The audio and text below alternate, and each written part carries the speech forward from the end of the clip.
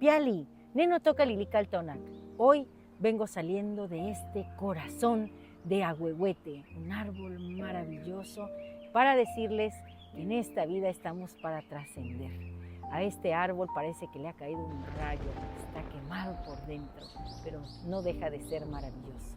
Cuando la vida nos fulgure con sus rayos, nosotros tenemos que recordar que somos como este ahuehuete. La fuerza sigue siendo en nosotros. Un placer compartir. ¡Timota!